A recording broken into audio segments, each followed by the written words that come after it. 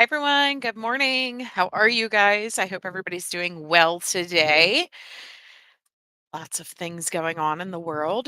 I will tell you in advance, in the event that I get a work call, I will have to uh, mute and then I'll come back to you. I might put up a video or something random. So just keep in mind that that could happen at any given moment. I am currently working, but don't have any calls at the moment. So we'll see what happens.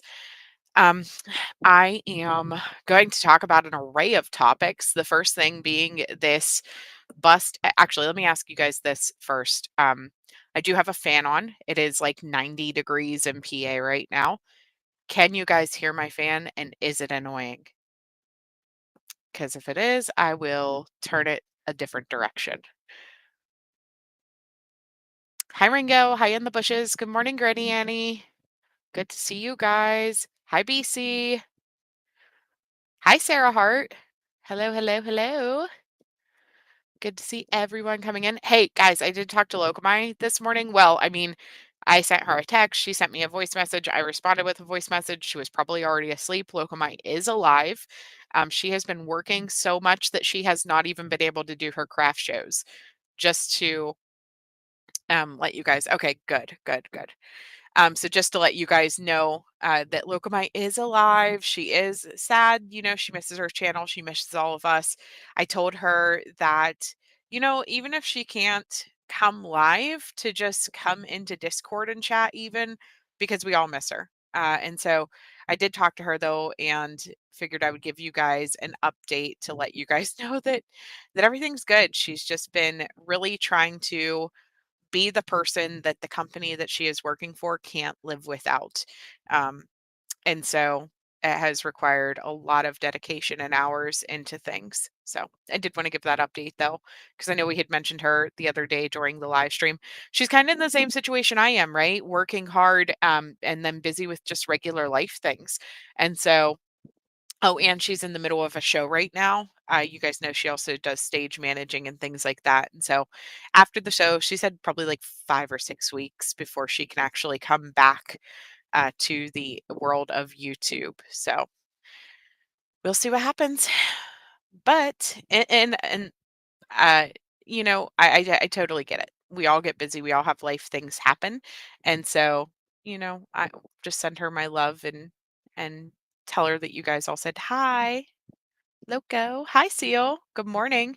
So, guys, first thing I want to talk about, I have a lot of things that I want to talk about, but the first thing that I want to talk about is going to be Sheriff Grady Judd. You guys know how much I love Sheriff Grady Judd.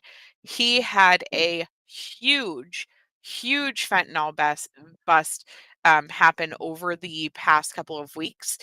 And I say couple of weeks because it looks like it was several operations that has led to a very large sum of fentanyl being seized and taken off of the streets. They say it's enough that could have killed 14 million people. That's the entire state of Pennsylvania or the entire state of Ohio being killed by fentanyl. 14.5 million people. Why in the world do they need so much fentanyl coming into this country, being trafficked to our streets? Thank God it was stopped. But we're going to talk about that. We're going to talk about the Israeli nationals that have been arrested within the past couple of days, uh, leading up to leading up to and after these attacks that the U.S. did on the Iran um, bases where they were housing their uranium supplies and things of that nature. Um, they had sent Trump a threat, apparently, allegedly. They had sent Trump a threat, basically alleging that sleeper cells were going to be activated. It's something that we have talked about a lot or heard about a lot in the news recently, the fear of sleeper cells. And I think that l- the ICE is taking that threat seriously and specifically um, targeting these people who could potentially be behind sleeper cells. So we're going to talk about that a little bit. We're going to talk about the RFK Jr. has been making a lot of changes in the Food and Drug Administration and a lot of changes in our food supplies. So I do also want to talk about that. Also, hi BC. Same at the border. Over 300 pounds of drugs stopped at the border. That is crazy. It's crazy to think about how much of a drug habit people in the United States have. Whenever you hear of these huge busts, these cartels would not exist if these drugs were not being utilized by so many people across our nation. And whenever we look at true crime cases and we look at some of the stuff that we have looked at in the past on these channels, a lot of these parents that are failing their kids, murdering their kids and things like that, they're associated with drugs. They have different types of things that they're going through, that lead to their children being failed, neglected, abused, all of those things. And so maybe if we could actually truly get the drug crisis in these cartels under control, maybe it really truly could start to make a difference in the families, in our everyday American families that are sitting here in our country. So, hi, whoever's watching on Twitch. Good to see you. Yeah, just say no to drugs. Just say no to drugs. But a lot of people don't. A lot of people don't. And so, maybe if we can cut off that supply and we can cut it off coming in, that would make a difference. But anyway, so let's take a look at this press conference because this is what spurred me to decide to go ahead and fire up this live because I love Sheriff Grady Judd. I wish that every sheriff around the country was just like Sheriff Grady Judd. I wish that we could, cookie cutter him and put him everywhere, which is not reality. We can't do that, but I wish we could. So. Your family was at the church shooting as well. You thought it was political. Oh, we will talk about that church shooting also. It was very, very scary. And very, very, thank God that deacon was running late for church that day and was pulling into that parking lot to see that man pulling the guns out of his car, was able to run him over and notify security basically by having that man firing at him. And so all crazy, all crazy. Lots of things to talk about. So let's go ahead and take a look at this press conference. Nobody was hurt, or there was only one person who was shot, Seal, in the leg, and then the shooter himself was shot and killed. So, but apparently his mom was a member of the church, and he had apparently attended services earlier in the year. So your little cuz was in the video. That is terrifying. Terrifying. So, all right, here's Sheriff Grady Judd in Florida talking to us about the 14 million pounds of fentanyl. Morning, everyone. Thank you very, very much for being with us today as we are excited to talk about the largest seizure of fentanyl in the history of the Sheriff's Office. And this is all about remarkable work into the two largest drug cartels in Mexico. But before I do that, let me introduce to you, first and foremost, our prosecutor, Brian Haas, state attorney for the 10th Judicial Circuit, and in my estimation, the finest prosecutor, not only in the state of Florida, but anywhere in the United States. He does the right thing. He's going to speak to us in a little while. We also have Austin Leal from Auburndale Police Department with us today, Terry Story with us, Mark Brutnell from FDLE, and he's going to also speak today. We have Chris Nelson, Brandon Sheely, who's a supervisor. We have Javier Lopez from Border Patrol with us, Michael Garland from HSI, Jim Gill from U.S. Postal Inspection Service. Why do I list them? Because when you do investigations of this magnitude, no single agency can successfully do them. It takes us all working together. And let me underscore that there's no light between any of us. We're shoulder to shoulder to protect the people of the United States from this evil, evil drug, fentanyl. And I want to highlight before I start giving you the details, and I'm going to give you a 30,000-foot deep view of this because obviously there will be other investigations into these cartels. But I want to give you an example. Between 2018 and 2023, 340,000 people died of fentanyl overdose deaths in the United States. Did you hear what I said? I didn't stutter. You can't count that high on your fingers and toes. 340,000 people in the United States died a fentanyl overdose between 2018 and 2023. What's important to recognize that? Why it's important to recognize that is simply this. Do you see anyone in the United States up in arms about that? Anyone? Do you see anyone saying, we've got a crisis on our hands? Do you see anyone saying, we have an epidemic on our hands? Do you see it leading the evening news? And the answer to all of that is no, no, no. Well, in fact, we do have a crisis when 340,000 people have died in 5 years in the United States of America from this overdose. I'm going to go off onto a conspiracy theory moment for a second here. So we watched that video the other day about Bill Gates saying, if we do enough uh, vaccinations and if we do enough prenatal care or, you know, contraceptive, whatever, prevention from people getting pregnant and things like that, you can decrease the world's population. I 100% believe that people like Bill Gates helps fund these cartels and helps fund, and I'm not saying Bill Gates himself, but I'm saying people like Bill Gates because I have no evidence or proof behind this. It's just the thought that I have in my head. Could be completely made up crap.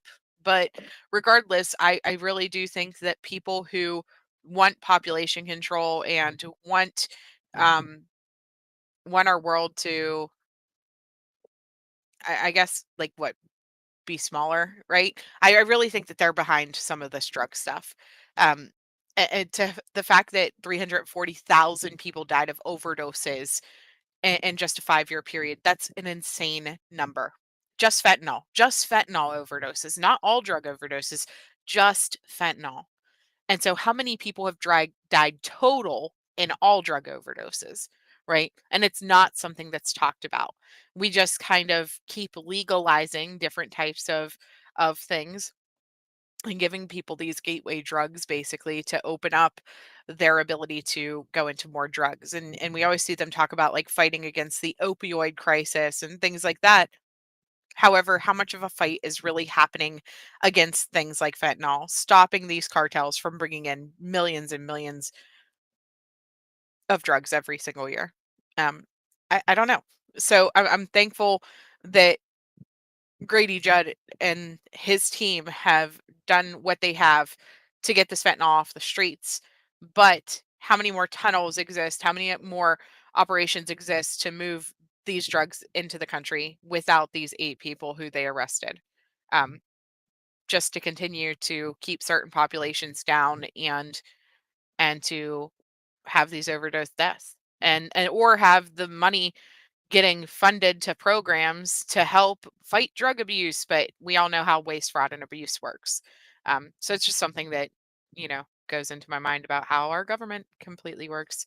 You think it's a big fight. I think that there are some people who want to help things, and I think that there are some people who work directly against people who want to help the things. And so you literally have that yin and yang fight constantly against everything. Yeah, everything seems to be laced now. It's like they're trying to kill everyone. With the heroin's laced, cocaine's laced, marijuana is getting laced, like everything is being laced. I seen an article recently, probably within the last, I would say within the last like 6 months, right? That's how recent things are in my brain. But a baby died at a her parents had taken her to a vacation home. And in the vacation home, the baby was crawling around on the floor or wherever, and the baby died from fentanyl. The parents didn't use it, but it was the people who had stayed in the rental before them had utilized fentanyl, and it led to the baby dying from an overdose. Your pain doctor here is trying to push fentanyl patent patches. That's crazy. Narcotics officer told you that China sent people to Mexico to work on stronger dosages of fentanyl. That wouldn't shock me. Based off of how much China has been taking over our farmlands, taking over our food, taking over things, it would not shock me a bit. Um, okay. Just going to tie a little bit into the RFK stuff that I want to talk about later, but what do people gain from making us a fatter, lazier, more drug addicted, unhealthy country? What does anybody in our country gain from that? They don't, right? They don't. But what can other countries gain from that? Oh, a whole lot, especially if you're trying to wipe us out or become a world power over us, right? I think that there are people inside of our government and inside of our health administrations, inside of our doctors' offices, inside of in every aspect of our leadership that are tied to these organizations that just want to see us fail. For example, I don't know how many of you guys seen the bill that they just passed in the House about us sending $40 million a week to Afghanistan since 2021. Did you guys see that? People in our government were sending $40 million a week to Afghanistan, which goes directly to the Taliban. You know, the Taliban that flew jets into our World Trade Centers allegedly. You know, the Taliban that's at war screaming death to America. We have people in our government that are helping fund the terrorist organizations. Let's not even bring up the pallet of money that Obama sent over, right? So you really have to stop and question, how much are people working against our own country from the inside? How many people have been bought and paid for by these organizations that want nothing more than to see America fail? And then you have men like Sheriff Grady Judd here, who truly, I think, wants what's best for his community, wants what's best for America. You know, he's standing here day after day doing the thing, right? Hi, Tater K. So just something to think about. I do have a work call now scheduled at 11 a.m. So in about 12 minutes, I'm going to be awkwardly silent, just to give you guys a heads up. Of fentanyl. So I ask you this.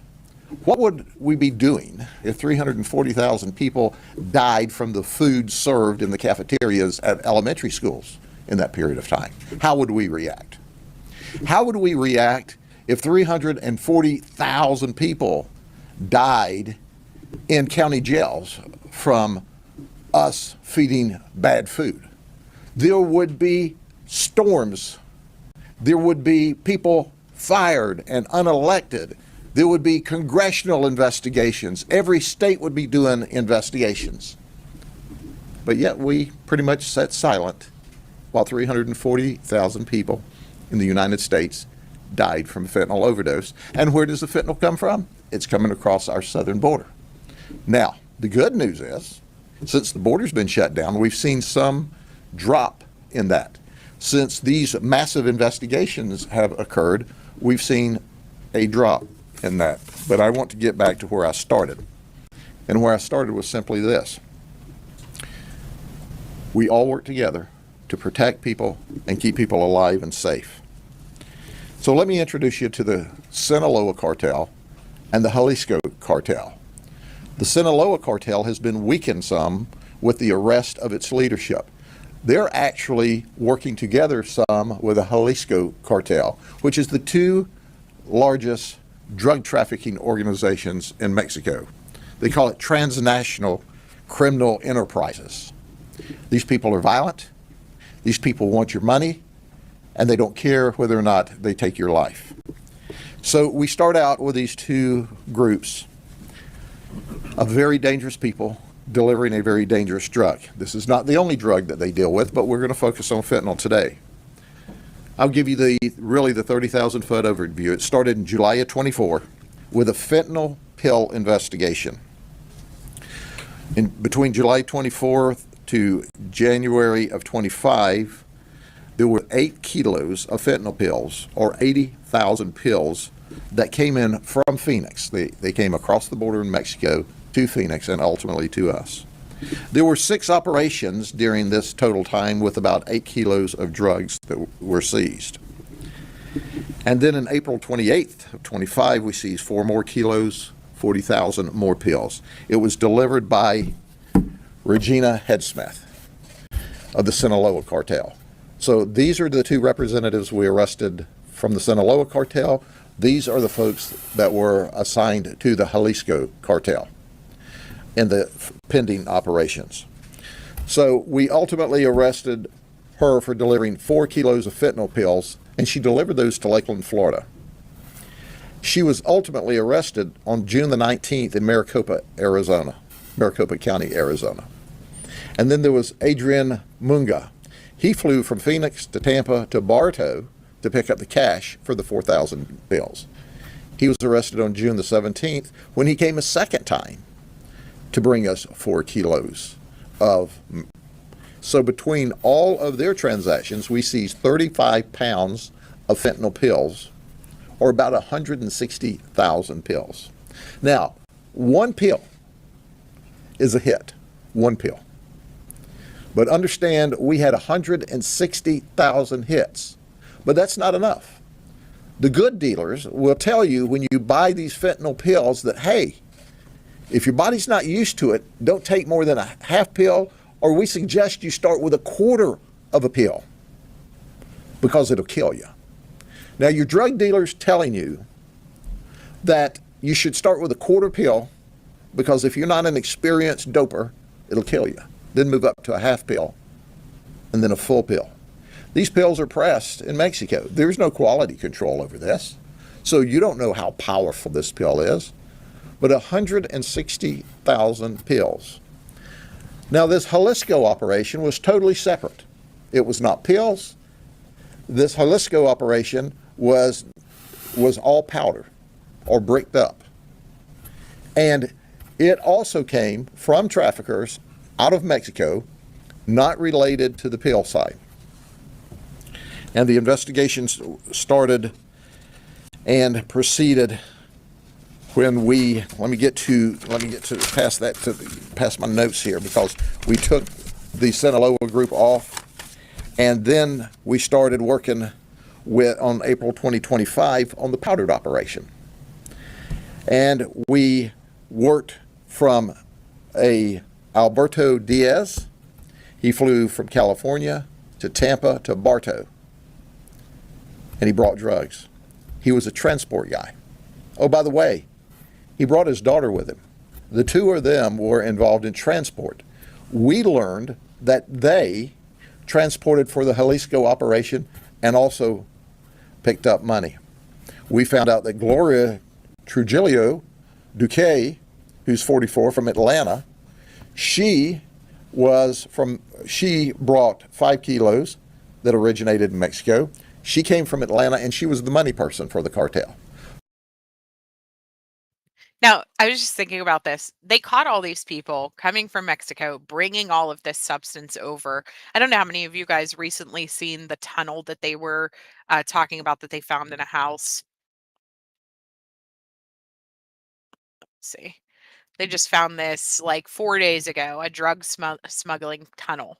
But this is not the first one that they have found. This is just one of like a very, very long one. Let me pull this up and show you real quick.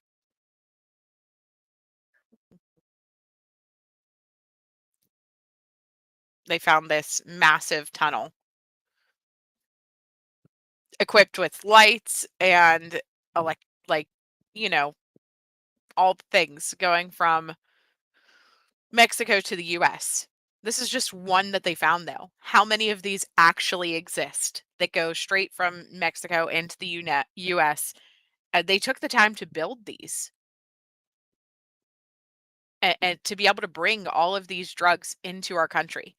And so this is part of what Trump has been going on about since his first presidency.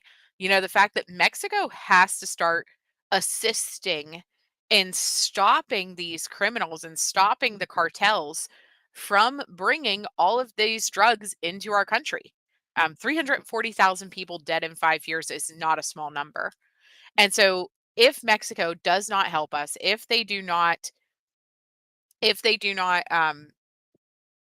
assist in locating these tunnels and locating how these criminals are bringing this stuff in, will we ever actually be able to stop it? Yeah, sometimes a rail cart ride like Disneyland, it's crazy. It took a lot of time to do. A lot of time to do. I mean, some portions of it, they said, went up to 50 feet deep. These drug cartels are committed to getting this stuff done. They're committed to getting these drugs into our country, and and selling and making money. It all comes down to how much money they make. But then you have to continue to wonder, where's the incentive for the people who help them do this, right? What's the incentive for them? KFC was in Arizona a few years ago because of the tunnel. So many tunnels. Yeah, time and money. Time and money. That's it. And so there's so many of these tunnels. And so that's how stuff like what they found is getting into this country so easily. It's just literally coming. We build a wall, they're going under the wall. But they've been going under the wall for years. I think the first one they found was like in 2006, I think. Let me pull that back up.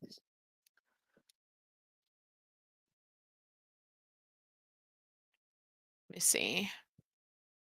There was a 2,400-foot tunnel in 2006 that was found. But these tunnels are so sophisticated that they oftentimes include drainage. They include ways to get, let me see here, electricity, like I said. Says one of the longest ones that was found was 4,300 feet long that was discovered near San Diego in 2019.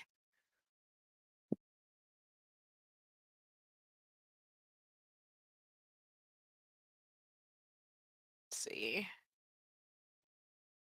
It says many of the tunnels that have been discovered are in areas like Tijuana and San Diego, or Ciudad Juarez and El Paso.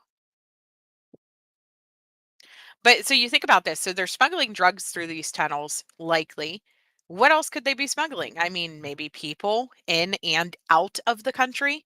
Whenever you look at the missing children in our country and you think about how many of them possibly could have been taken for trafficking type purposes, how many of them seem to have just up and vanished into thin air like nothing ever happened. It really makes you stop and wonder, especially like the teenage years. I would say from like 10 to 18. Where are all of these teenagers going?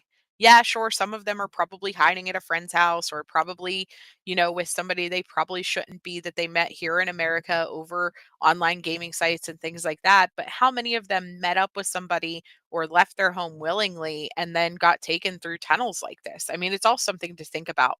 The fact that these exist. They could just smuggle anything in the tunnels, in and out of the country. Right? I'm way too claustrophobic for that. Way too. But it's just something to keep in mind. Hi, Red Rock. How are you? So, all right, let me get back to Grady Judd, though. Sorry. Just sometimes things cross my mind and I'm like, I should say that. But I don't always need to say everything. The insane ramblings of Sleuth Mom. Yeah, maybe people were forced to dig the tunnels. Maybe. Maybe. Maybe it's the people who build Dollar Generals that are putting up these tunnels, because freaking we know how many of those are built in a couple days. How many tunnels? No, I'm just kidding. Dollar General has nothing to do with these tunnels, to my knowledge, directly. I should probably say that before I get like sued. Is there equipment to detect the tunnels? I I don't know. Yeah, I mean, you would have to think that there would be some type of way to tell that they exist. But I believe this last one was found just because they were doing a bust in the home and then they found the entrance. Yeah, I'm not gonna forget. That's why I'm gonna put the video on and make the call real quick. Thank you so much, Sarah Hart.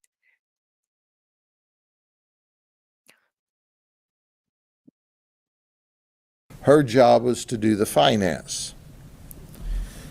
Keep in mind that in addition to that, we had a cousin to Miguel who brought 5 kilos in. She's the only one that's on an immigration hold for violating her permit to come 25 miles inside the U.S. border. Somehow, when she ended up here,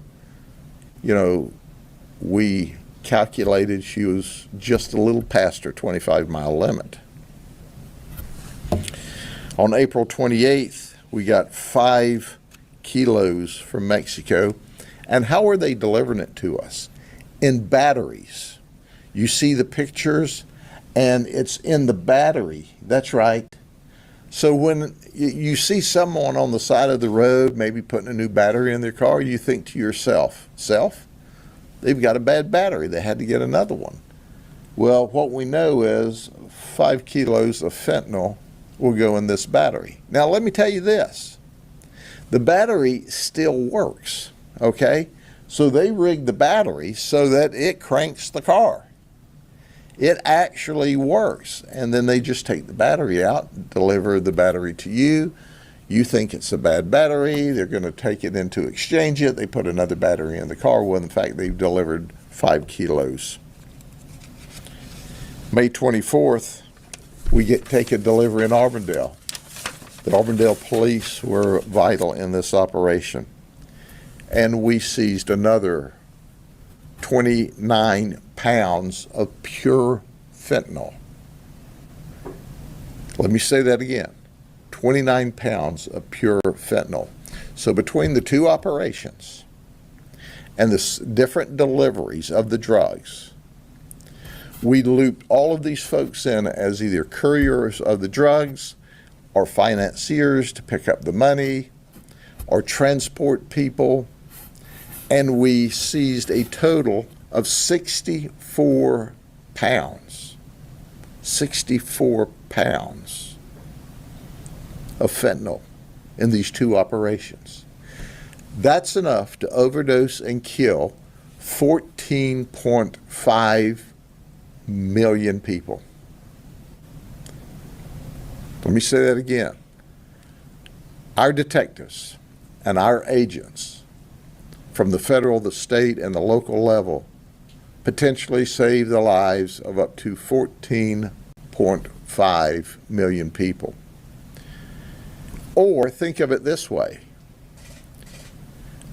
We seized enough drugs to overdose and kill everyone in the state of Ohio, or everyone in the state of Pennsylvania, or everyone in the state of Illinois, and have drugs to kill people left over.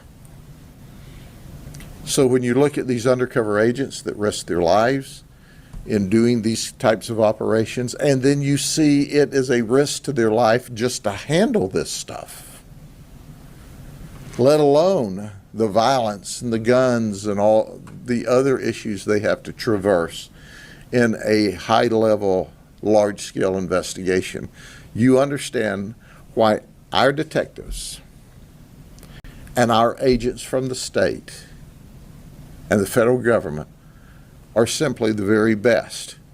So will they ever get the appropriate thanks for saving lives? Absolutely not. But the reality is, while there's 340,000 people that died because these people were greedy and wanted money, and they didn't care that you died between 2018 and 2023, we know an immeasurable amount of people would have died with this 64 pounds of drugs that these people brought, and they didn't care about you or your loved ones or your children, but we did. And that's why people are alive today, because of the work that our folks did.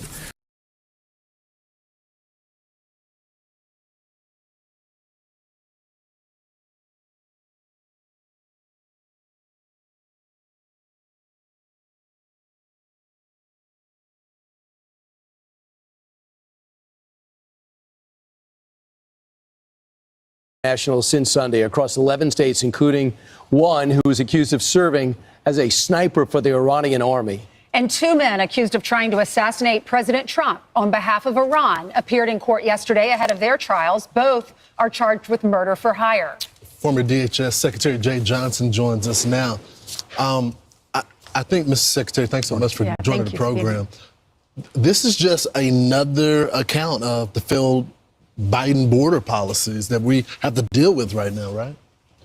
I put it this way, Lawrence. The presence in this country of undocumented migrants or Iranian nationals who have links to Hezbollah, IRGC, is, in my judgment, a domestic law enforcement concern of the highest magnitude. I hope and expect that the FBI, my old department, DHS, are laser focused on this right now. There have been the 16 arrests in the last couple of days, but that's not necessarily all of them. My educated speculation is that law enforcement has been tracking these individuals for a while in this country to follow leads, to see who they are in contact with. But I'm glad to see these 16 off the streets. Talk about the work that goes into finding these individuals, because there are people here on the terror watch list. How do they go about finding them? Because some of these were found in all over the United States: Alabama, Mississippi, Missouri, Texas, New York, Maryland, Colorado, California, Arizona. If the process is working the way it should, this should be an international cooperative effort. I can't tell you the number of times we got a tip from a foreign intelligence agency about someone in another hemisphere trying to make their way to this hemisphere that were interdicted long before they could reach U.S. soil. Our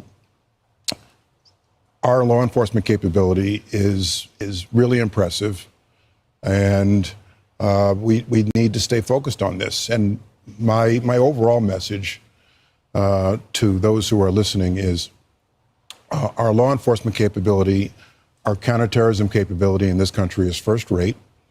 Our government should lay out all the things that they are doing to protect the American people. But the public, as we approach a holiday week, the public should not be discouraged going to public events.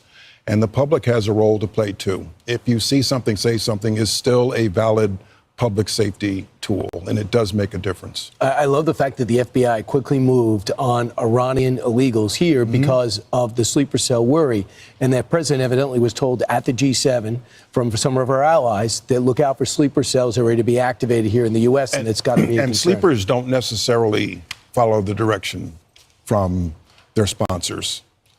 Somebody who's here in the United States who has links to the IRGC, to Hezbollah, may decide to take matters into their own hands. So, Mr. Secretary, I want to get your comments on this vice mayor. What is that city called? It's called Cudahy. It's in California. Her name is Cynthia Gonzalez. This is what she posted on social media, and she got a knock on the door from the FBI. Watch. Are all about territory, and this is 18th Street, and this is Florence, and you guys tag everything up, claiming hood. And now that your hood's being invaded by the biggest gang there is, there ain't a peep out of you. It's everyone else who's not about the gang life that's out there protesting and speaking up. We're out there like fighting our turf, protecting our people. And like, where you at? Telling the gangs to get ready to take on ICE. Yeah. That comment is inappropriate, whether you're the vice mayor of her city or LA or New York or Poughkeepsie, New York. That's an inappropriate comment. And let me add this. What I used to tell people at ICE when I was secretary, Tom Homan included, was when you're out on the streets doing your job, use common sense, because one notorious incident can turbocharge a sanctuary city movement, like we're seeing right now across this country. The ideal situation is where local law enforcement is working effectively with ICE to find these people in pretrial detention, find these people as their sentences end and they're about to be released, put detainers on them, and deport the criminals. But And they're to not do that, cooperating now, Mr. Secretary.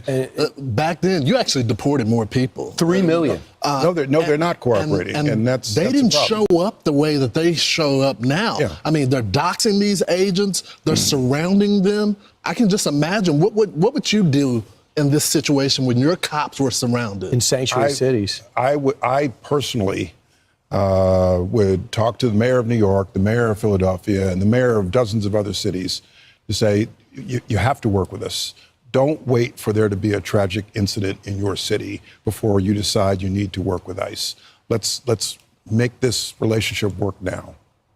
So DHS commented on that video. She did end up taking that video down. The comments made by the vice mayor of Cudahy, California, Cynthia Gonzalez, are despicable. This kind of garbage has led to a more than 500% increase in assaults against our ICE law enforcement officers. And then the city of Cudahy released this statement. The comments made by the vice mayor reflect her personal views and do not represent the views or official position of the city of Cudahy. The city will be providing no further comment. What does law enforcement do? They went to her house. They're investigating. What should happen? Well, first of all, when you're a vice mayor of a city, or when you're Secretary of Homeland Security or any other public position, you have very little space for your personal views hearing publicly. She said it, and it was not a good comment. I would counsel our immigration enforcement personnel, when they're out in the streets doing their job, looking for undocumented, specifically the criminals, to use common sense in these communities, which are very often blue communities that start off from a position where they don't want to work with ICE. My advice is you have to use your common sense. Mr. Secretary, you've been on this couch. You've been very upset about what's happening on the border. You've also been complimentary. Have you ever in your life heard about numbers as low as we've been hearing since President Trump took over? No. And do you believe he deserves credit for that and the Tom Homan team? The numbers now are something like, last time I looked, 12,000 a month. The prior administration sometimes saw that in a day. Wow. If President Trump said, I've secured the border, that would be a legitimate statement to make, because the numbers now are the lowest in recorded history. Now, let me take that a step further. Real quick. I think this president has an opportunity, looking at him in the face right now, and a lot of people won't want to hear this, comprehensive immigration reform. Just like, a Nixon goes to China moment, or a Reagan discusses with the Soviet Union arms control. He is in a position to bring along a lot of Republicans and Democrats at some point before.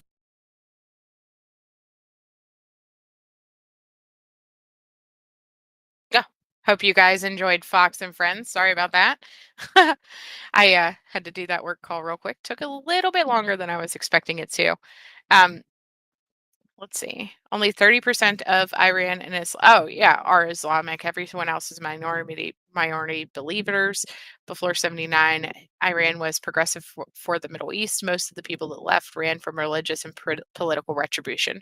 And I know that exists. I definitely know that exists. The reality is, though, in our country, it also exists that 2 million people at least came through the border that we have no idea who the heck they are within the last couple of years. That's just a fact. We have no clue who they are, what their motivations were, or any of that. I am concerned. I'm concerned about the fact that there are people that have come across the border with the intentions to do harm, that there are people who came across the border with the intentions to set up shop here, and to, maybe it's just because they want to be involved in these cartels. Maybe maybe they are just here because they are helping set up or distribute things like narcotics. Maybe they're here to help child traffic people. Maybe they're here to set up sleeper cells. We just really don't know. We don't know what their motivations are. We don't know what the point is. My biggest concern with the people who were nabbed, the Iranians who were taken into custody. This is just the very first video that I pulled up. Not necessarily endorsing Fox and Friends. I'm sure they're going to copyright strike me because I just played that for 7 minutes with no interruptions. But the reality is, some of these people that they stopped, and I'm not sure how much they even said, the one guy actually had a thing for the Iranian, let me see, for the Iranian army in his pocket, an ID for them. Let me pull this up. This is a good article about it.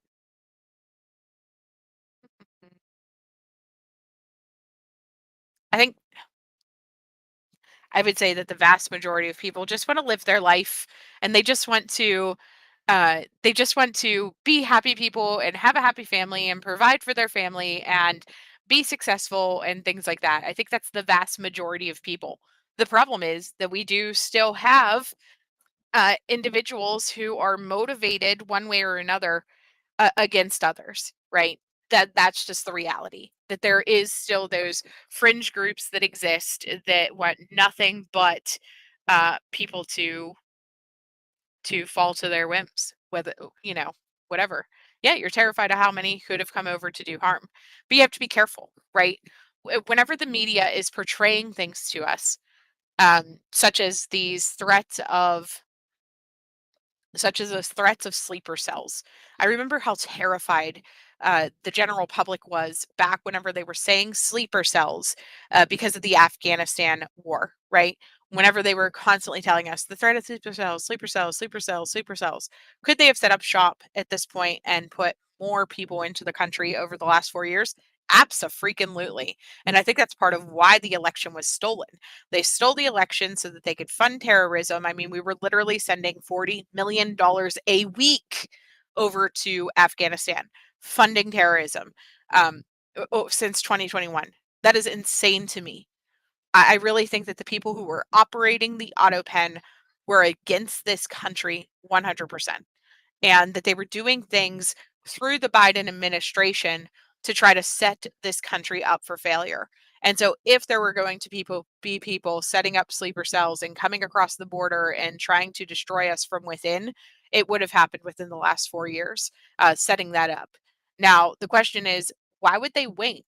Why would they wait to start attacking? Why would they wait? Yeah, they could have sent an entire military. They could have.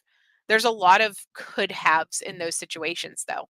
The one thing that I want to be careful about is, as much as the media in general always, always, always tries to drive fear and separation, right? That is what they do constantly, whether it is about COVID, whether it is about the political crises going on, the protests, whether it is about the bird flu, monkeypox. I remember whenever the Ebola virus breakout was going on. Do you guys remember that? The huge Ebola virus breakout. Let's see, I was in training for whenever I was becoming a Walmart manager. So Tristan was about 2 years old. So it would have been about 12 years ago. Whenever the Ebola thing, oh man, the whole country's gonna die because of the Ebola outbreak. It was on every news station constantly because that one guy had Ebola and everybody was going to die. It was going to spread everywhere. And they had people terrified. It was on every station constantly.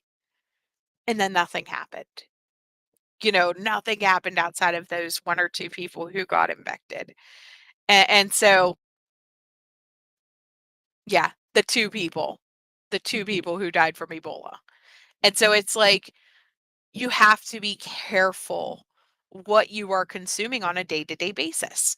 You have to be careful how much you let them drive this fear and get in your head. Because uh, I think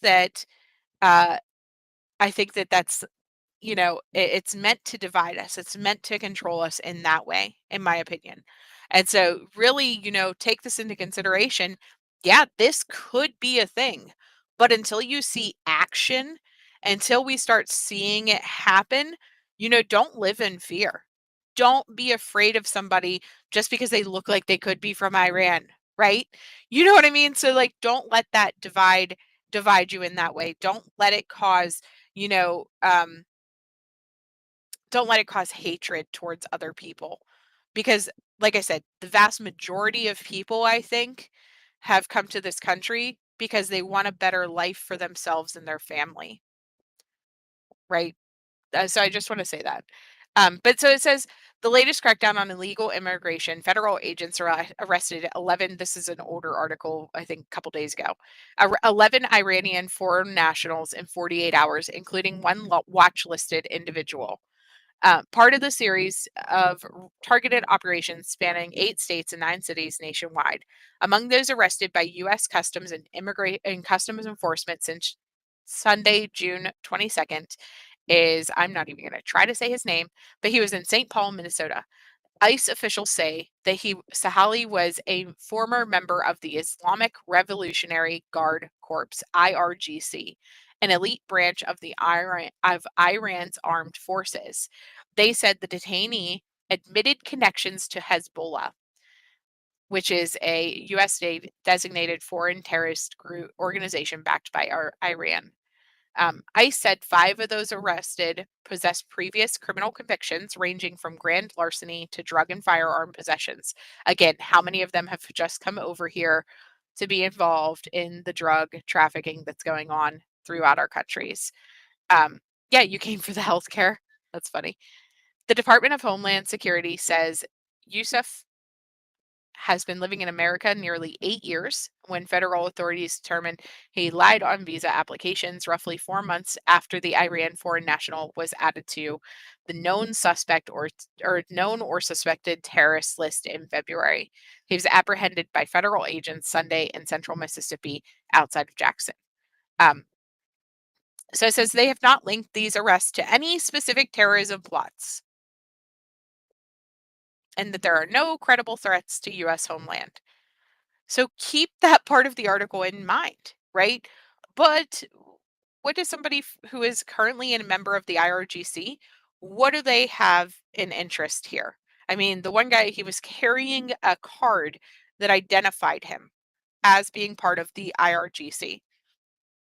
Those are the people that I'm concerned about. Those are the people that could be here for the wrong reasons and that could be here because they do want to set up shop and do something bad, right?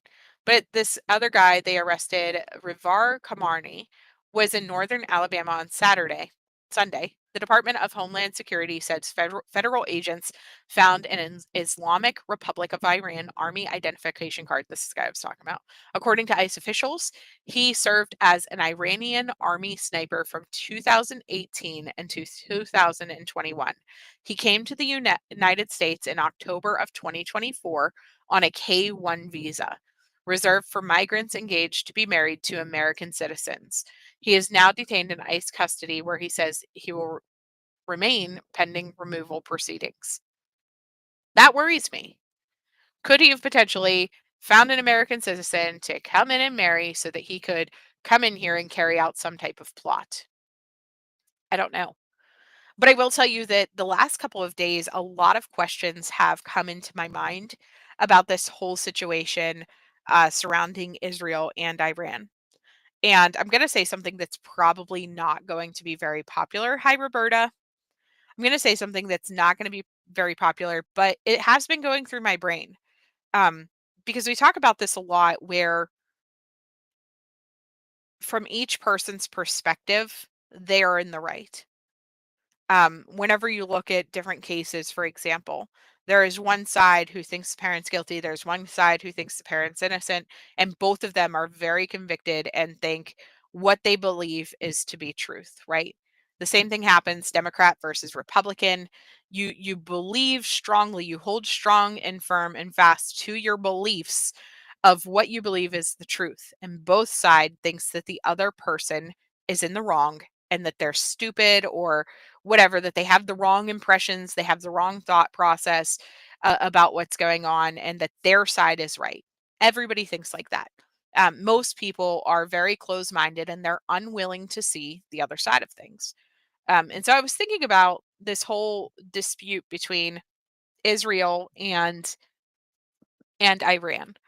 And I was getting a little bit frustrated thinking about things because you have to stop and ask who is actually the bad guy in the situation. Because to people in Iran, we're the bad guy. We came and we just destroyed a whole bunch of things. We input ourselves into multiple foreign wars that have nothing to do with us, and we always help the party that the United States government deems to be right to crush the opponents. That's kind of what we do, right? As the United States, we are kind of the strong arm of a lot of people. Israel seems to be just poking fights, defending themselves in some cases, after they get attacked, then they attack back and things like that. But sometimes they also are the aggressors first. And so it's like a nonstop fight between siblings almost, where they are just constantly battling things out.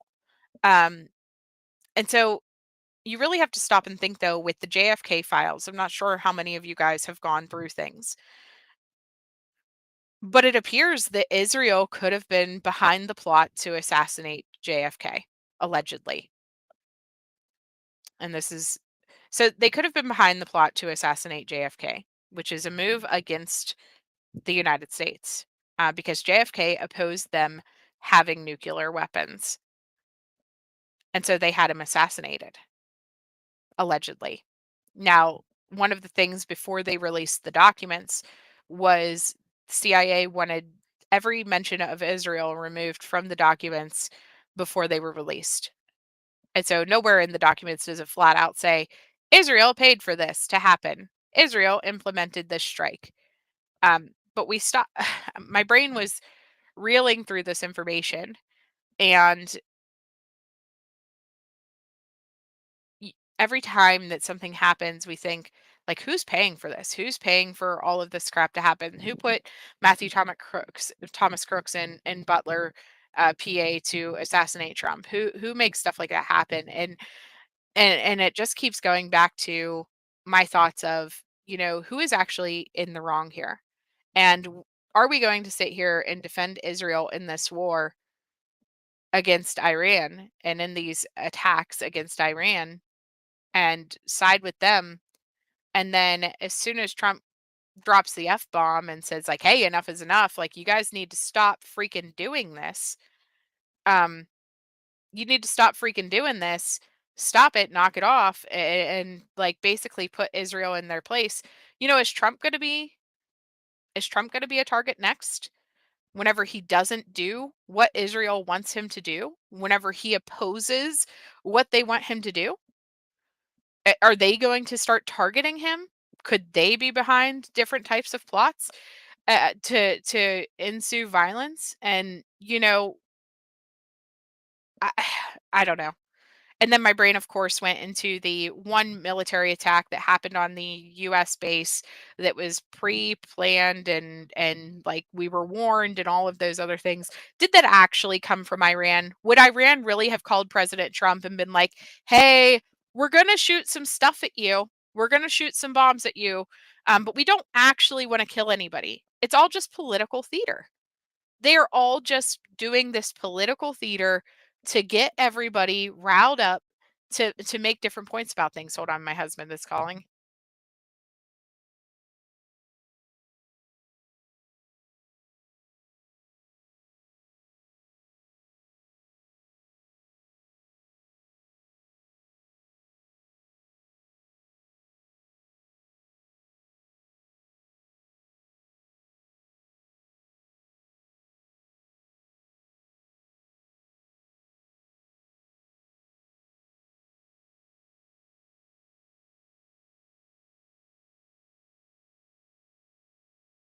He called and hung up, and then I called him back and he didn't answer. They can go around the US if they want, but can they? If the US is saying, "Don't do this," can they? I mean, sure they can, but it seems like anybody who opposes them, I don't know. And I'm not, so in the Bible, because of my religion, I believe that we are to protect Israel. I believe that we are to protect God's sovereign land, and that is our job as Christians, is to be there for Israel. But are the leaders in Israel taking advantage of that? What if the leaders in Israel are now corrupt people? What if the leaders in Israel are corrupt people that are doing bad things? Is it possible? I think so. I'm just throwing that out there. It's just kind of my brain, and I'm not in any way saying that Iran is in the right in any of this. I don't think that they need a nuke. I think that they should have probably been parking lotted years ago. Not, no offense to Iranians, sorry about that, but it's just a lot of thoughts that I've been having. The fact that JFK was, yeah, look who took out look into who took out the USS Liberty, our president, after JFK was shot down. Israel was behind trying to unlive on all of our Americans on that or all of it. Yeah, I can't even read. All of our military on that ship. Right. Here we are standing for Israel whenever Israel has their own agenda. And this is where, like, America just needs to wash our hands of the whole situation and let the cards fall where they may. I, and I hate saying that because, like I said, I am a Christian and I believe that we are to protect God's sovereign nation. But I don't think that that means that the leaders of Israel are also always in the right. I don't think that that means that they're always going to be good people. I don't think that that always means that they're going to have, what is the right thing in mind. And so that's just something to stop and think about. What did you send me? Where did you send it? Oh, there it is.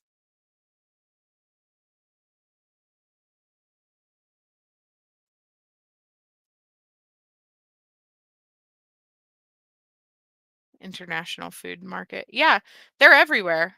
I mean, they are. They are, but I don't know. It's just somewhere my brain went, right?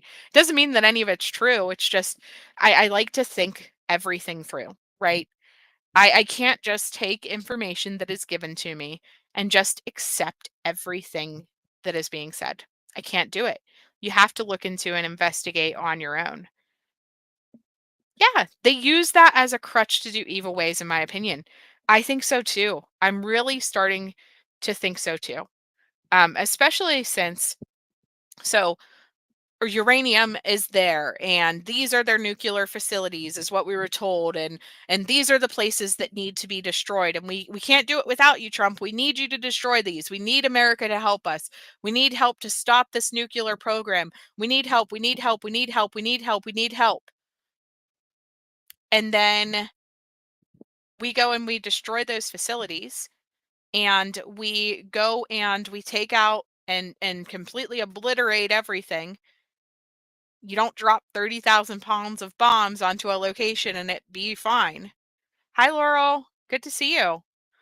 But we take that area out, and then here comes Israel with pictures of the uranium, quote unquote, allegedly being taken out of the area beforehand.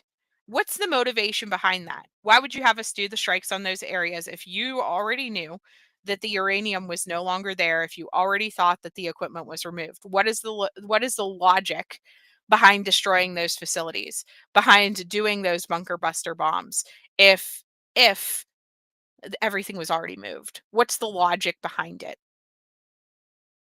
Or was everything destroyed? Nothing was moved. They just so happened to have a picture of an envoy leaving the area. Could have been troops, could have been people leaving, it could have been whatever. It could have been whatever leaving that area. They have no proof that it was the uranium that left, right? And we're relying on Israel for this intel. Or are they just try to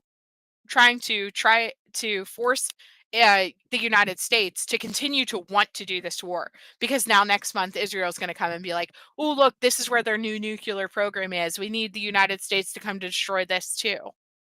Right? They're using that as a manipulation tactic to try to control us getting more involved in this war, or creating a war that we don't need to be involved in.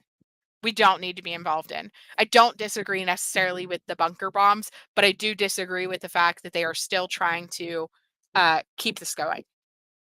And this is something that I don't think that Israel will ever stop. And I don't think that Iran will ever stop against each other, but we don't need to be in the middle of it. And because regardless of what the Bible says about about defending Israel and defending Jewish people and things like that, regardless of what God says about that, I do think that sometimes there could be evil leaders. And I don't really trust this guy who's in charge over there. I'm just putting that out there as my opinion. I don't trust him. Period. I don't trust that he has what's good in mind based off of things that I have seen. I don't know. I don't know. Just my thoughts. Just how my brain's been working over the last couple days. Daily arrests, though, for deportations. Daily arrests are climbing from 660 to 1,200 a day. A day. but they want to get to 3,000 arrests per day.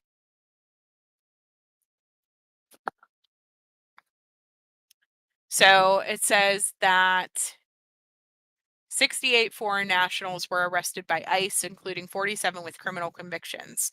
113,000 people in total, period, most of whom were from Mexico or Central America.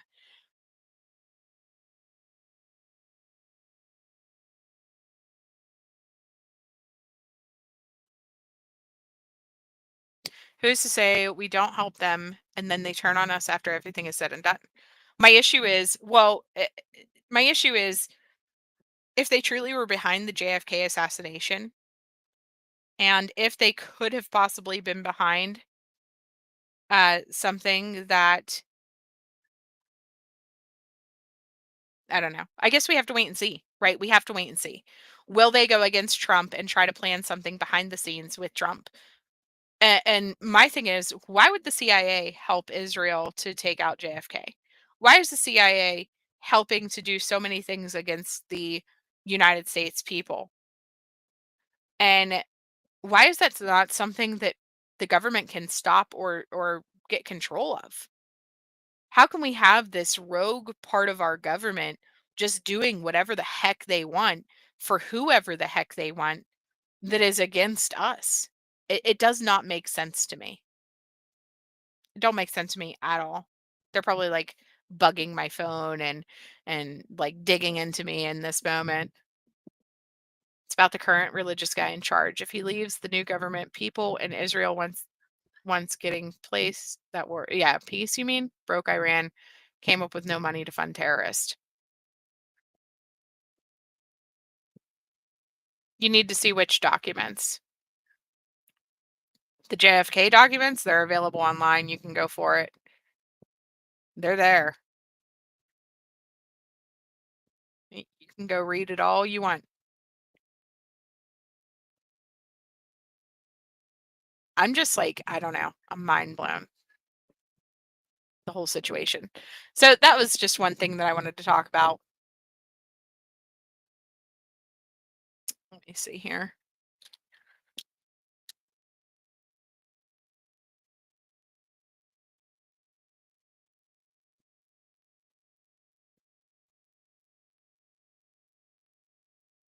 I certainly don't have time during this lab to go through the JFK documents.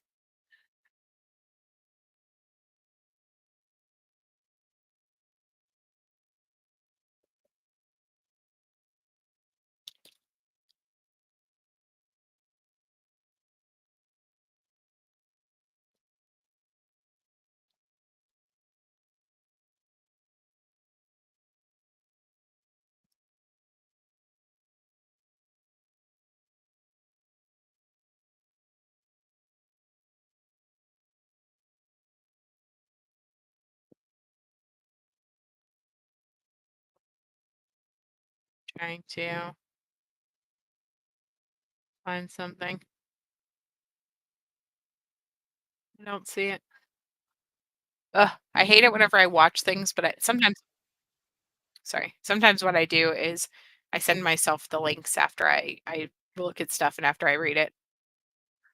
Do I think the peace deal will last? Uh, Maybe like 6 months until they both rebuild their missile supplies. I think we'll be good for about 6 to 8 months.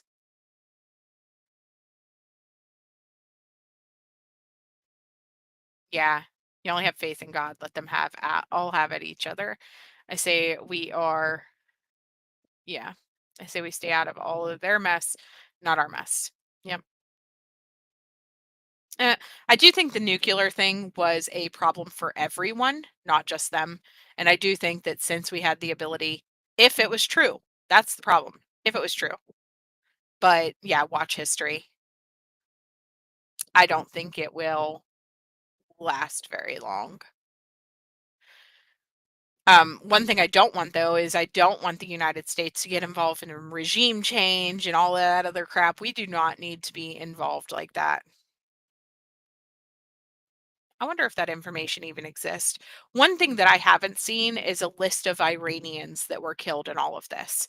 I know that they were targeting specifically like bases and missile launchers and different things like that, trying to um, allegedly trying to just take out the military type stuff. But even like those bombs that we dropped, how many people were potentially still inside of those bunkers whenever we dropped those bunker busters on there? How many people were down inside just working, doing their everyday life?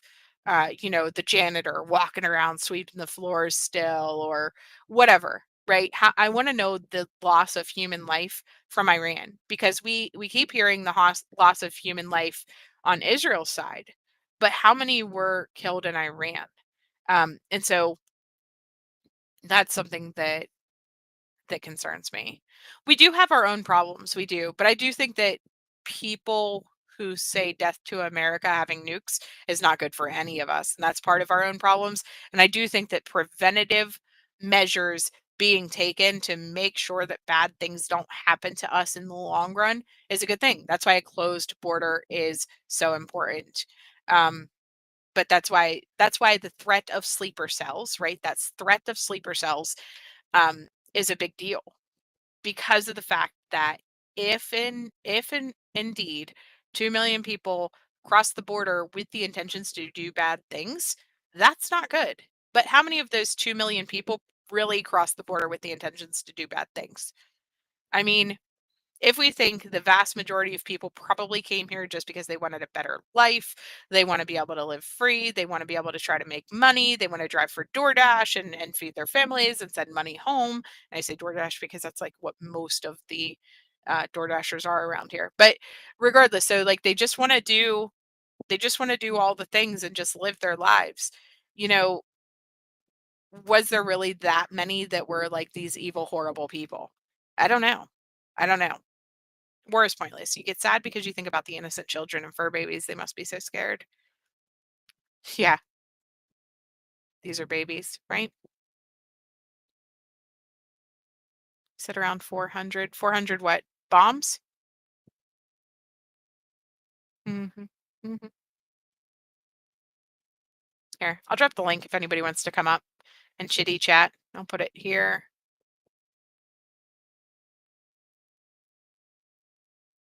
Put it there. And I'll put it over here. Ha. Seal. I would love to hear the piano. No, I'm just kidding. I just seen your picture.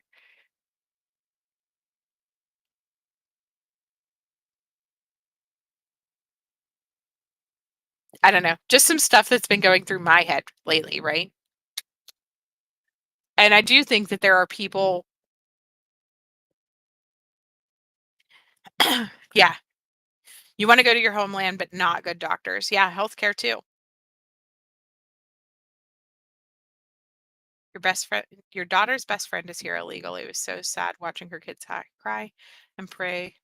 Their mom walked out of the meeting. Wow. Hello. Hello. How are you? Oh, I'm good. You're gonna have to stop that, sir. Sorry, Jax. my no, Oh. my elderly dog is walking in circles barking, and I don't know why. Oh. It just, Interesting. yeah. Let me see if I can find. I just kind of feel like if something happens nuclear, it's gonna be an accident. More likely. But then again, you never know because Russia tried to launch one at the Ukraine like a couple weeks ago, and it blew up before it launched. It literally blew up in the in the rocket thing That's silo. crazy. Yep, on the ground, in the ground. I mean, there was an event, apparently, that nobody's really talking about. And that's the thing with these aging leaking nukes. I mean, I can't tell you how close the US has been to several accidents um, many, many times. We probably, dodge a bullet 200 times a year or so. I mean, seriously. And if it's like that here, it's like that other places. And I just think they just need to go away and nobody needs to have them. That's just kind of how I feel. Am I going to get that? Probably not. No, not even. Oh, actually, okay, so here is, I was just saying about how many people in Iran have died. So let me see. Oh, I It just seen it hasn't in the little been tag. it hasn't been too many because they got warnings. I mean, first, Israel has been like dropping flyers and making phone calls and be like evacuate, and people were Mhm. doing it. So Um, Iran said that for 613, or sorry, 610 people, including 13 children, were killed over the last 12 days, yep. and 3,056 were wounded. So, I mean, this whole Israel is only attacking military sites and stuff like that. Are they? I mean, they're upset Well, that it depends that on how Iran killed. close people live to those Hold on, sites and where I'll be those back. sites Keep are talking. located.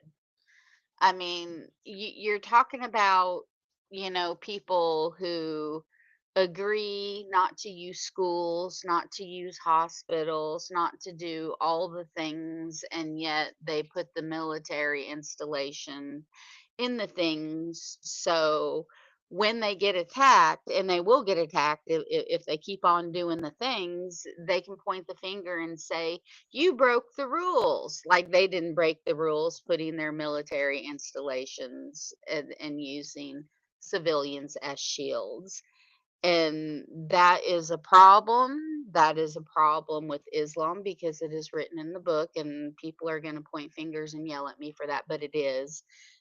If you haven't read it, you should read it so you understand um, what it's saying. And it's basically a perfect military guide. There's no instructions to get closer to God and to love your fellow man, none of that. It's just how to stay in control. Hmm.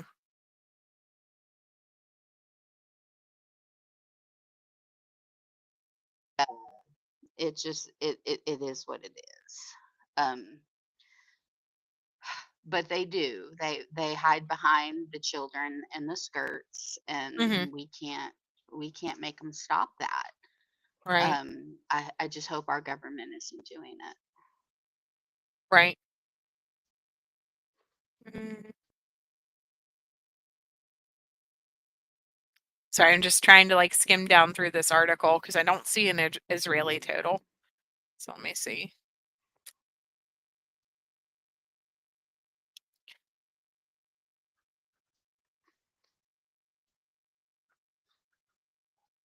Let me ask, can anybody still hear me? I can hear you. Is my sound good? Yeah. Because I see Sleuth Mom moving, but I don't see me moving. Oh, you can't hear me? I can hear you. Oh, she left. I could hear her. Hear her. Could you guys hear her? Because I could hear her fine. Hello. Okay, is there sound back now? Yeah, I had sound that whole time though. I was able to hear you Okay. the whole time. Well, good, good. My phone rang and it did something weird to my app. Okay. Yeah, that's But fine. yeah, I don't, I'm not a hater. Don't think me a hater. I got friends I that don't came from that place, and think anybody is a hater. Like that's exactly what my point is of all of this is it's really hard to put into perspective who is the bad guy because in this situation both parties in my opinion are in the wrong in a lot of yeah, cases, right? we're all And bad. so they're We're all both bad. we're It's all war. sitting here going Nobody's like right. right, we're all sitting here going like, oh, we did the right thing and we did what we had to do, and it's like, but did you really have to? Do you know what I mean? Like Yeah, we I did, don't know, but I do and it think that we needed to sucks, make sure but that the we did. nuclear stuff was gone. I do think that that was priority. I do think that that was something we needed to do. Um, but I hate the whole situation. I hate all of it.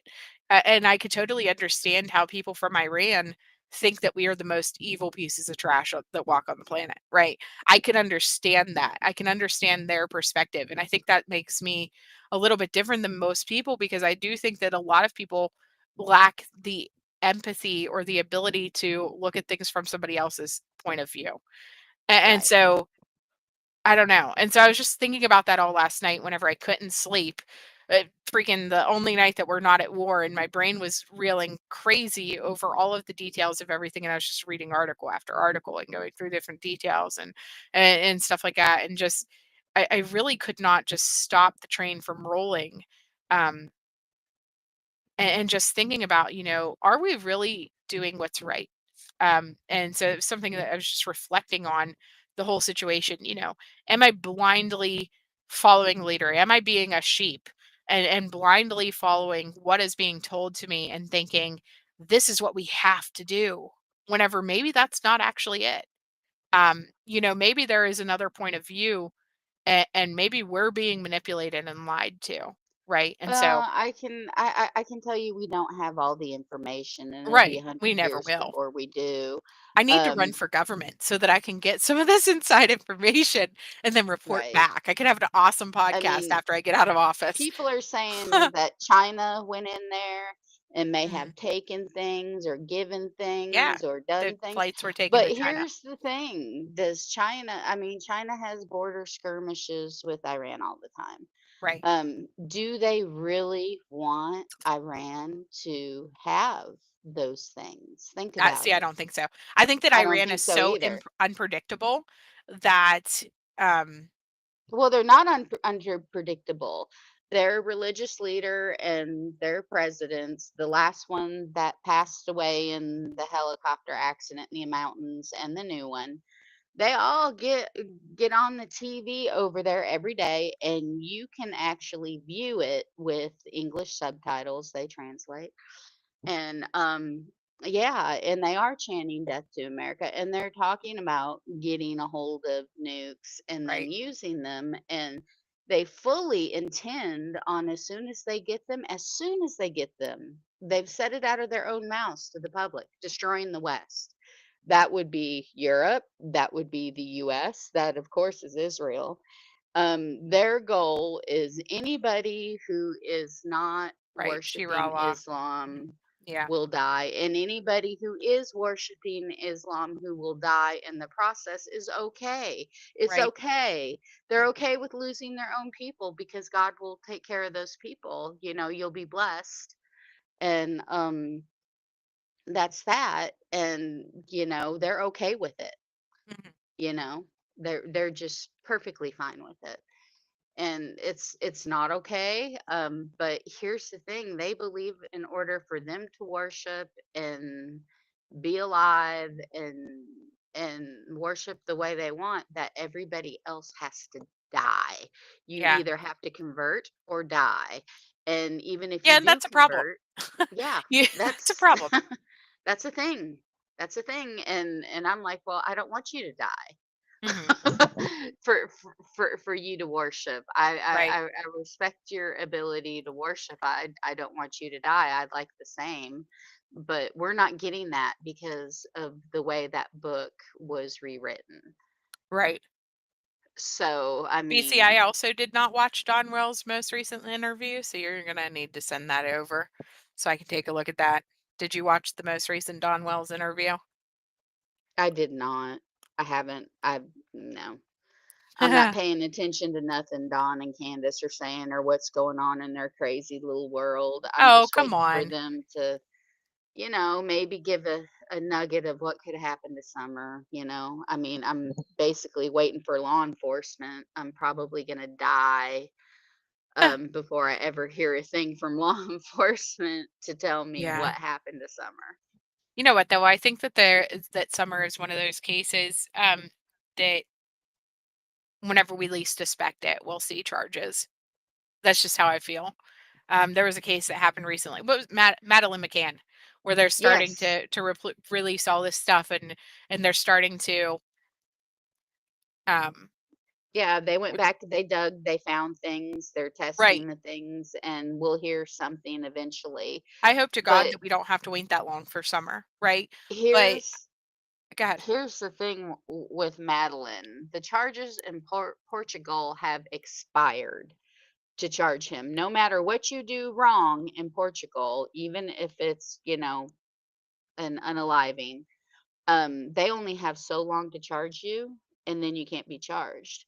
But this guy was from Germany, and Germany is the only country in the world that said, hey, guess what?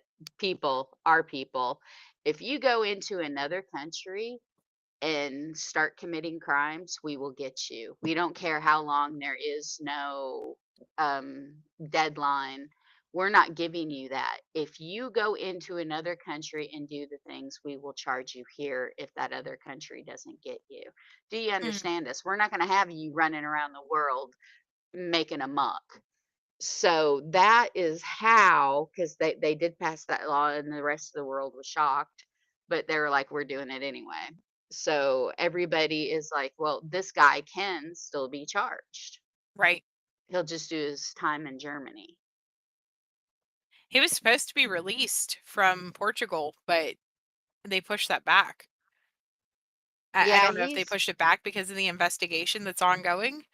Um, I don't, they would have had to have a reason. And I don't think he's not in Portugal. He's tried for the crime in Portugal, but he's gotcha. in Germany in prison there. And they are supposed to release him. They can't hold him for suspicion. They have to file some charges. So, or something had to happen. Did he have a fight with an inmate? Who knows? Who knows what's going on with him? But they should have released him, and maybe they have charged him and haven't released the charges yet. Germany's weird like they're kind of quiet. But I have followed the Madeleine McCann case since day one. Right. I wasn't day Day one. one. I was too young to follow it day one, but I've been following it for quite some time. 2007, that's the year I graduated. I didn't even know true crime existed. I didn't even I mean, I knew crime happened, but I never really thought much about it. You know what I mean? I was 17. I didn't care. And Yeah. that's very selfish to say, but it's true. But It's well, true. when I was that age, I was really into true crime. So I was following everything. Mm. I was Yesterday was following Monkey's ninth Dahmer. birthday. I just seen a video about Monkey.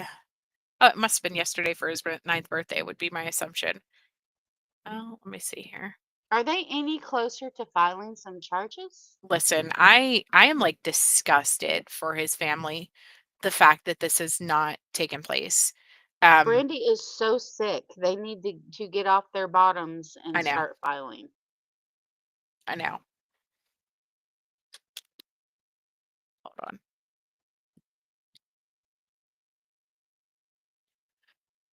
Oh, let me see. It's disturbing the fact that we haven't still seen anything from them. Yeah, Seal Grady's in Florida.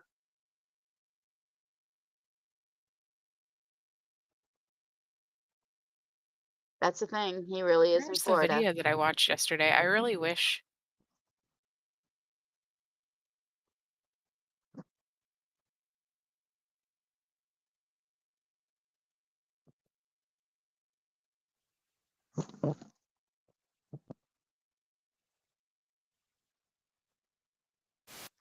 Well, Sarah, there have been busts just about everywhere lately. I Yeah. mean, they're popping up all over the news. A lot of states went in with a different name and a different name of the operation, but went in with federal. So there were like a bunch of little names all over the US that participated in things. There may very well have been busts in Georgia too. Is so hard to keep up with because they're just all over it right now. Mhm. But I gotta Yeah. tell you, Grady is doing more down there in Florida. I mean, or at least as much as the rest of the feds are in the rest of the country. I mean, he's just that department down there is just slamming it, trying to keep things from going amok. And I got to give that man credit. I really do. He's doing a lot of good down there. We need some Grady's everywhere. He should be teaching some kind of class. I think the difference is too, like, that Grady Judd, like, he actually tells the public whenever this stuff happens and make sure that everybody is aware whenever it takes place, whereas other people don't necessarily like make a big hurrah out of it. For example, here is the one from, where'd it go? This is 2 weeks ago, June 10th. They had a bust.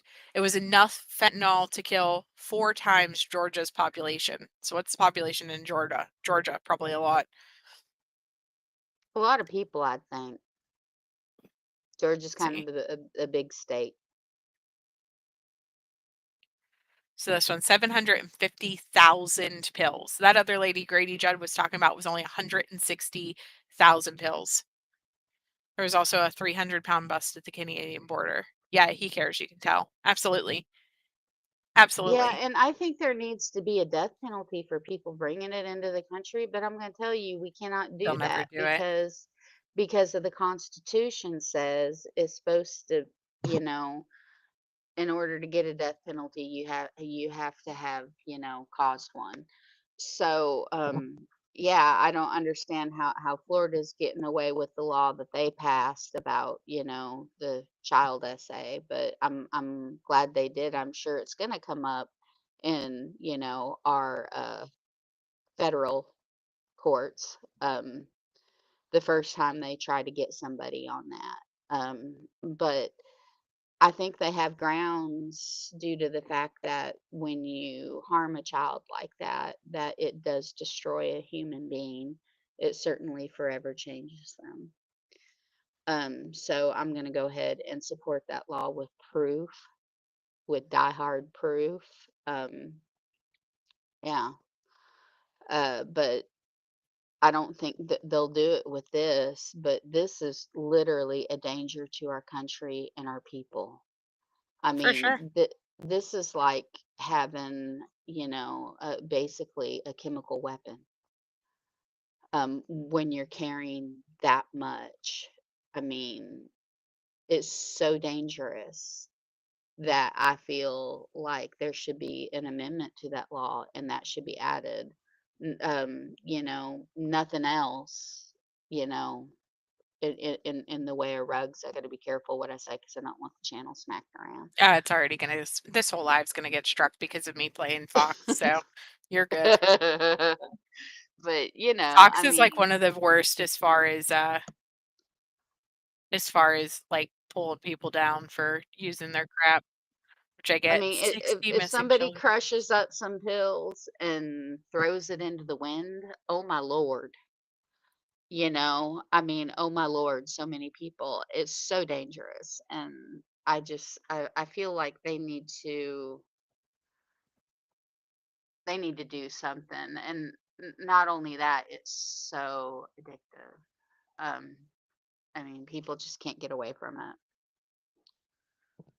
They crack me up with these different names, Operation Dragon Eye. Like, where do you come up with these names? Do they just like sit there and what do you think we should call it?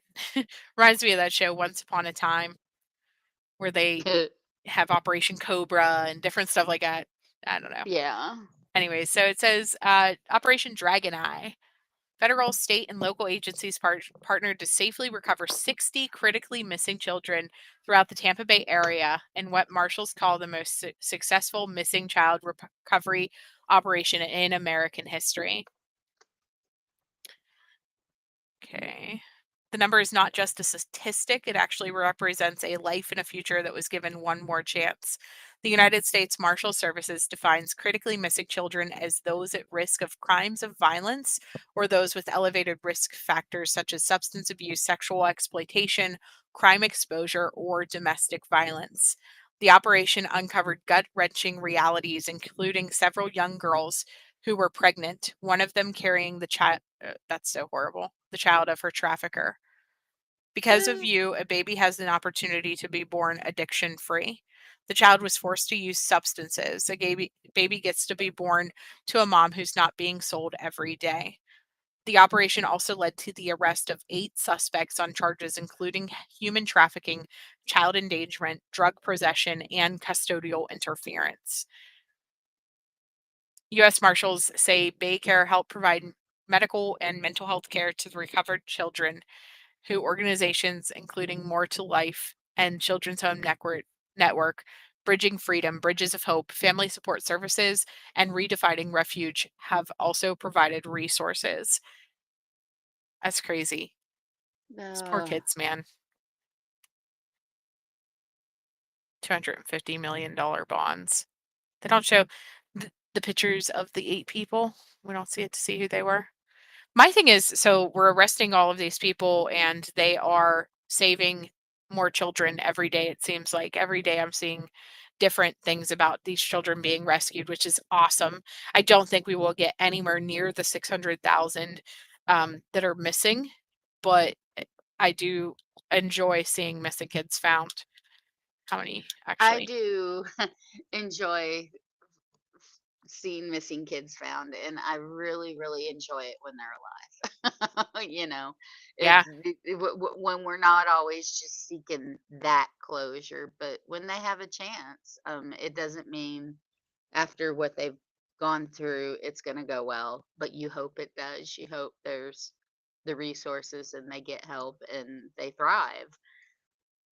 And you hope that. But just to have them found alive is a miracle. I'm glad you changed the subject. I forgot that we were going to talk about that. No, not to change the subject, but I have to go to the doctor soon. That church shooting happened as they were setting up Vacation Bible School.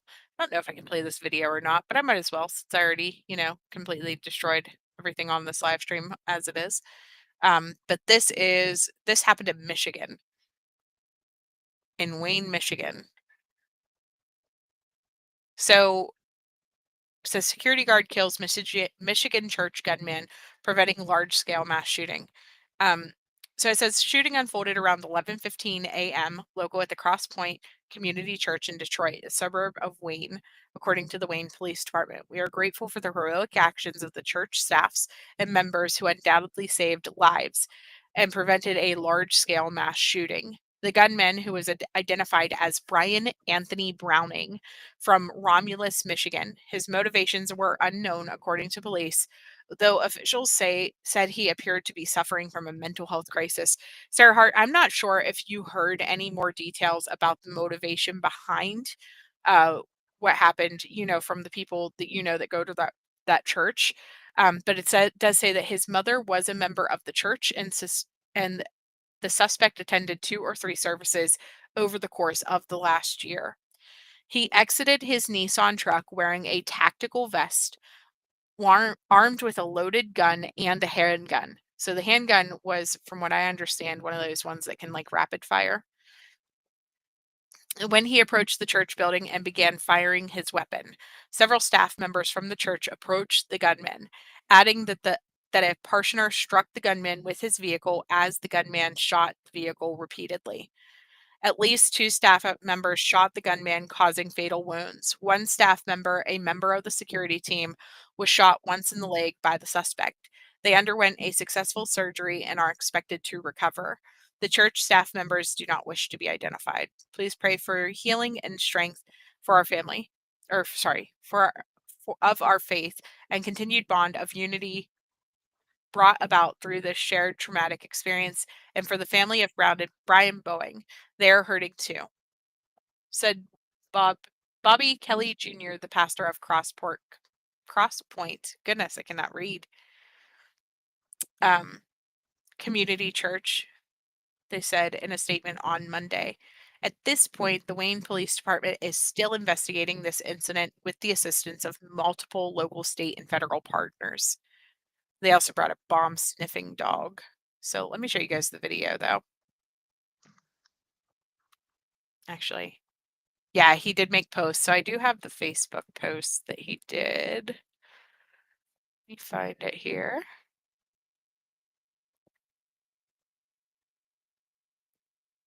You know, they very rarely tell us when there's a church shooting and the person gets shot instead of shooting everyone else. It happens more than you think. They just don't tell us about it. Right. So a lot of the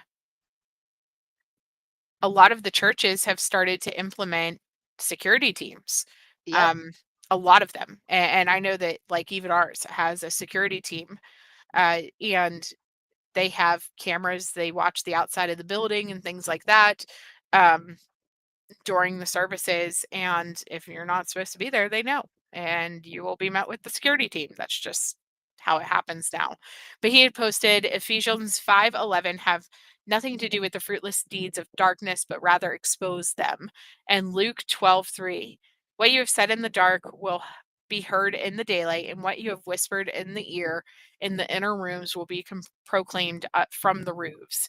You have not only lied to men, but you have lied to the Spirit of the Lord. His blood is on your hands, Crosspoint Community Church. Um, and then he also had posted, come buy my book and pay a bunch of money to this college, for the knowledge of God will give you freely if you ask him. What an abomination of a church. And then he posted this video that happened to appear right at the same time as the live stream for, can you guys still see the screen? Because I just lost everything on my end. Can you I still can see it see though? the screen. Okay. Yeah, I can see it. So he had posted or this screenshot of his YouTube subscriptions, and the Crosspoint Community Church live stream just happened to show up right next to this video that says the biggest liar cheapskate. And it says sometimes God will very subtly show you the signs. That was on May 25th. And then my God versus yours, so be it. And he posted, examine yourselves. This is the third time I am visiting you. Every fact shall be sustained and confirmed by the testimony of 2 or 3 witnesses. I have already warned those who have sinned in the past, and the rest as well. I warn them now, even though I am absent from you, as I did when I was with you the second time, and that if I come back, I will not spare anyone.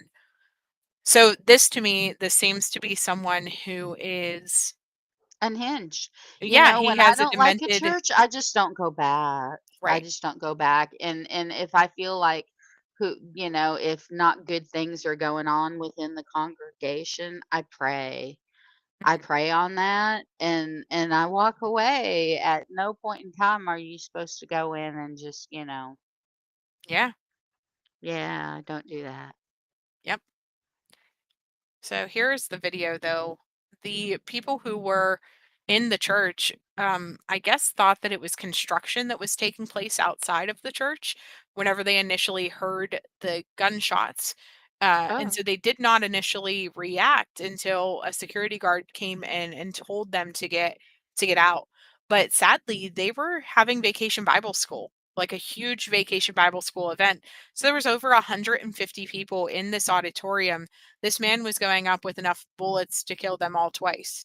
He had a very, very large supply of ammunition on him, between his 2 different weapons, and then more ammunition in the vehicle whenever they discovered him. But the saddest part about this is if this would have been successful, most of the human lives lost would have been children because of the fact that this was a vacation Bible school. And so that's like devastating to even think about. Um, and then you stop and think about the way that God works sometimes. I'm sure that deacon who was showing up for church that day was probably in a rush, probably freaking out because he was showing up late.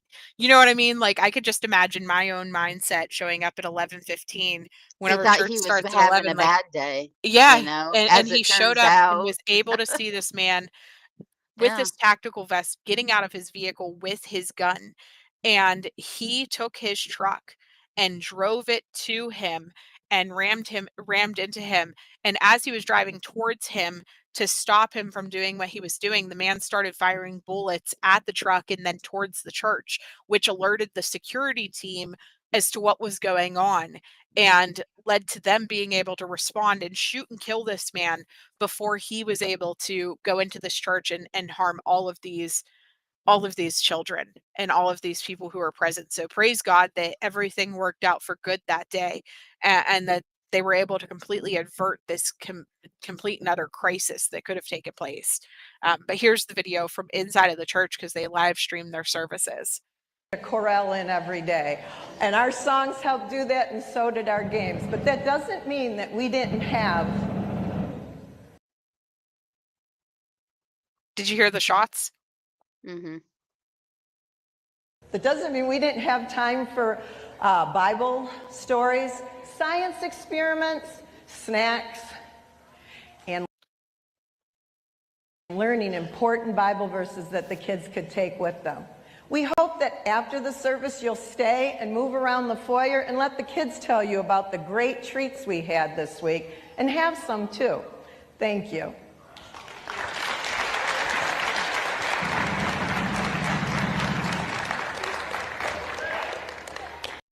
And you see that guy kind of walks off out the side door. Yeah, he's going out to look and see what's going on. Because they just heard it again. He comes back in and he's saying, "Get down, get down." Oh. Get out. Get out. Come on, everybody to the back. Please, everybody come to the back. Come to the back. John, they gotta come. They gotta come. Come on. Come on. Come on. Come on. Come on. Go. Out, I don't think is a good idea. They don't know where to hide. Like, go outside. Like, out is not a good idea. Like, so thank God though that deacon showed up for church late, and my husband was like, "Don't be using this as an excuse as to why we show up late every week, though. We can't be doing that." But it's like, it's just sometimes things just work together for good. And this is one of those times where him showing up late for church, seeing this man heading towards the building, it was able to alert everyone and save all of these lives. I mean, you've seen how many children are in this room. It's crazy. Crazy. So, BC, what do you mean? Yeah, the truck. He was ran over by a Ford truck. The guy was driving the Ford truck. So, all right, guys, I'm going to go ahead and wrap this up. I got another work call coming up in a few minutes. So I am going to go ahead and just jump off this time. But I appreciate everybody coming and hanging out while we talked about all of the things, because we've been a little bit of everywhere today. And depending on how my calls and things look, hopefully we can continue to do this over the near future on my work days. We're kind of light at work right now, and it's leaving me more ability to jump on a little bit more frequently again. So yeah, he shot out the front door window, right? I guess he had been aiming bullets at the church as well. So anyways, thanks so much for jumping up in the bushes and talking about all the things with me. Appreciate you. You're welcome. Bye, guys. I want everybody to have a good day and be blessed. Have a good day. Bye.